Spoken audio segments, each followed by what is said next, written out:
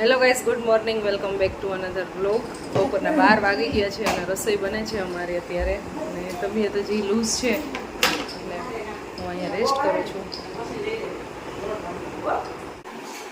બાળકો ટીવી જોવે છે, રમે છે.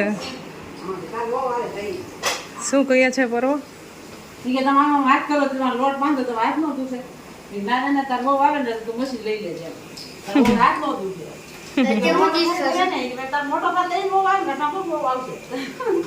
હે પરવા લોટ બાંધવાનું મશીન લઈ દઈશ. હે લઈ દઈશ 100%. બહુ ને લોટ બાંધવાનું મશીન લઈ દઈશ. નહીં લઈ દે, લઈ જ દેવાને. એને તો રોટલી બનાવવાનું લઈ દેજે. હે ઢોસા મેકર લઈ દઈશ. રોટી મેકર એ લઈ દેજે.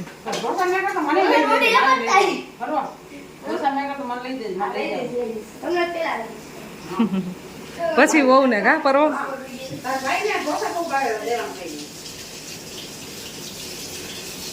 રસોઈ બને છે કિચનમાં. ખુશીબેન ફ્રેશ થાય છે. દાળ ને ભાત ને એવું બની ગયું છે. બસ હવે શાક ને રોટલી ને એવું બનાવવાનું છે.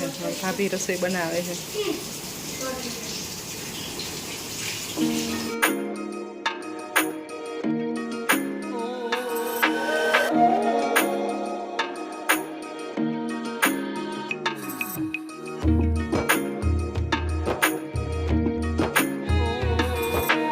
લંચ ટાઈમ થઈ ગયો છે અમારો. 12:30 વાગી ગયા. જમવા બેસી ગયા.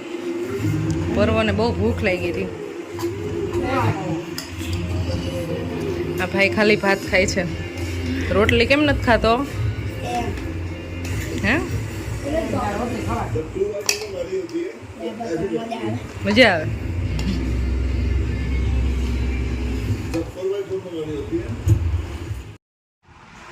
સાડા 6 વાગી ગયા. મસ્ત અમારે રેસ્ટ થઈ ગયો.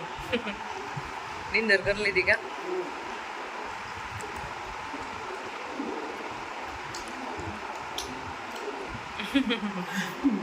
અત્યારે અમારે છે ને કેરીનો મુરબો બનાવવાનો છે.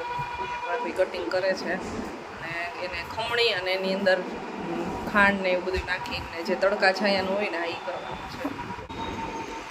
તો સૌથી પહેલાં કેરીને આવી રીતના છાલ ઉતારીને પછી ખમણી લેવાની છે. પરવો તારો ફ્રેન્ડ બોલાવા આવ્યો છો. પરવો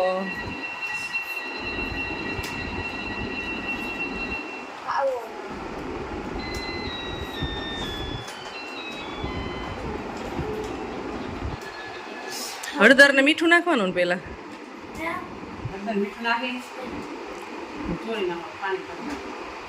સીધી ખાંડ નાખવાની. કેટલી વાર રહેવા દેવાનું? મેં ક્યારેય બનાવ્યું નથી.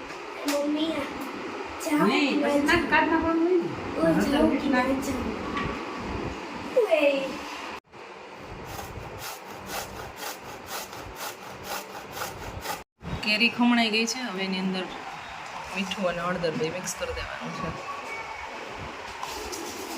કેટલી વાર રહેવા દેવાનું બે રાખીને? હળદર મીઠા 10-15 મિનિટ.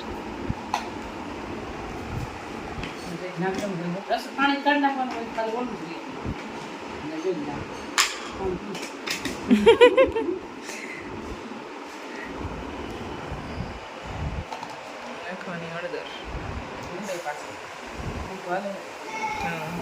અથાણાનો ડિપાર્ટમેન્ટ છે ને મારા મમ્મીનો છે એટલે મેં ક્યારેય બનાવ્યું નથી. પણ આવડવા છે ને આ કેરીનું તો મુરબ્બો છે ને મેં ટ્રાય કરી ઘરે.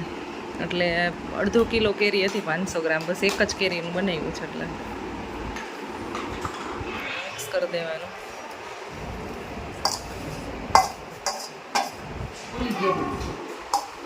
અથાણાની કેરીનું છે. થોડુંક થાય ને આનું તો.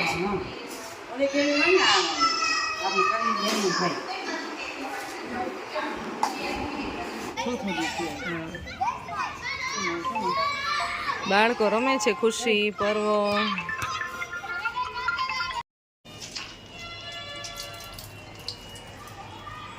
અડધી કલાક જેવો ટાઈમ થઈ ગયો અને હવે બસ આવી રીતે નીચવી લેવાનું. કેટલું પાણી નીકળ્યું? હા, મીઠાનું થાય ને.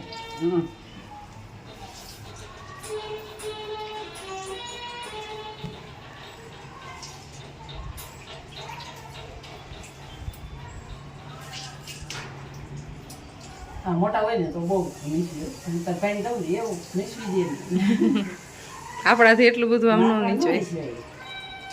બોલું એમ જ કરી દૂધી હલવો કરે ઘરે હોય ને તો નીચવી દે. કેરીનું છીણ છે હળદર મીઠાવાળું, એમાંથી સાવ પાણી કાઢી નાખ્યું છે અને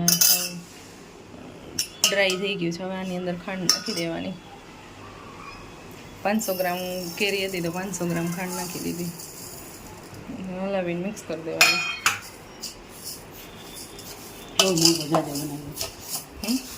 બહુ જાજો બનાવ્યો. આટલો બહુ થઈ ગયો.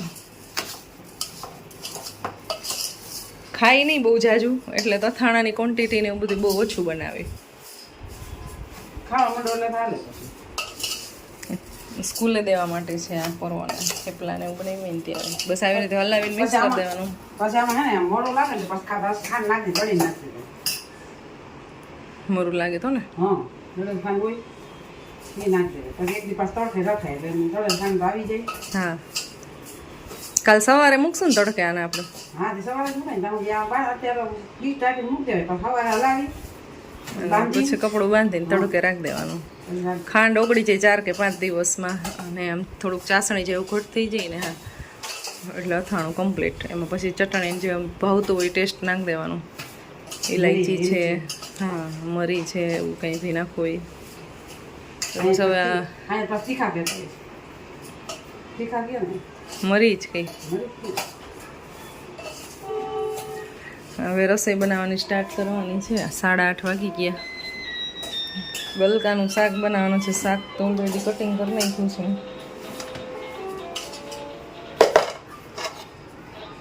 ખીચડી બનાવી છે અને રોટલી બનાવશું.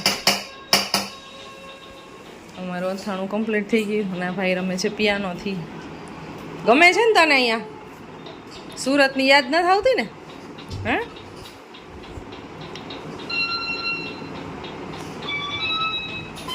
ઘણા બધા લોકો કમેન્ટ કરતા હોય છે કે તમારા જેઠાણીને જેઠ ને ક્યાં રહીએ છે, તો એ સુરત રહીએ છે ને આ છે ને એ મારા જેઠાણી છે, સગા જેઠાણી આ છે. બાકી તો જે તમને માત્રાવાળી ઘણા બધા જોવા મળતા હોય હા એ બધા પિયુષના કઝિન બ્રધર છે. અને આ હમણાં માત્રાવાળી ગયા હતા ત્યારે મારા જેઠ આવ્યા હતા, અત્યારે મારા જેઠાણી આવ્યા છે. એક તો દવાખાનાનું કામ છે ને એટલા માટે આવ્યા છે. બપોર પછી છે ને ઊંઘ થઈ ગઈ ને તો તબિયત થોડીક સારી થઈ ગઈ છે. બેઠા બેઠા એટલો કંટાળો આવે, આમ પગ દુખતા આવે ને તો સૂવું જ પડે, બહુ કંટાળો આવે.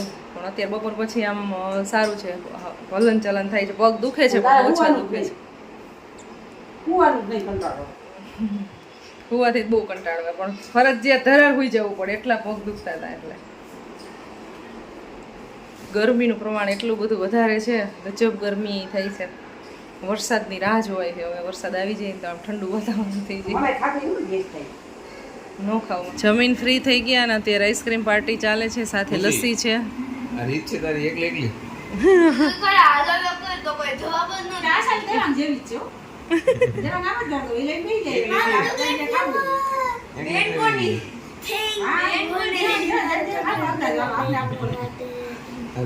ના રોજ આપે આઈ જ ખાવા માંડી. કોઈ આવ્યું આઈસ્ક્રીમ લસ્સી લસ્સી આઈસ્ક્રીમ. હવે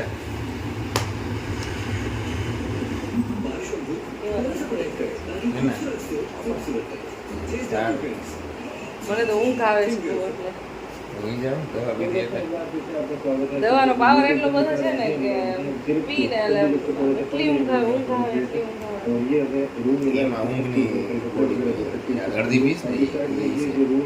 બપોરે ઊંઘ આવે. બપોરે સાંજે છે બપોર પછીથી સારું થયું થોડું કામ હલન ચલન મસ્ત થાય. પગ તો દુખે જ છે પણ એટલા ઇગ્નોર કરી નાખીને આપણે તબિયત થોડીક સારી થતી આવે છે. જલ્દી સાવ સારું થઈ જાય ને તો મજા આવે કંઈક આમ. આ ઓલો કંટાળો આવે. ચાલો આઈ હોપ તમને આજનો અમારો નાનો એવો વિડીયો પસંદ આવ્યો છે. બીમાર હોય એટલે એટલું બધું બ્લોગિંગ કરવું ગમે નહીં. પસંદ આવ્યું હોય તો લાઇક શેર અને સબસ્ક્રાઈબ કરી દેજો અમારી ચેનલને. ઇન્સ્ટાગ્રામમાં પરવા ખુશી એન્ડ ફેમિલી અમારું આઈડી છે, એમાં ફોલો કરી દેજો. અને ફેસબુકમાં અમારું પેજ છે મીના આચુડિયા, એને ફોલો કરી દેજો. Bye bye.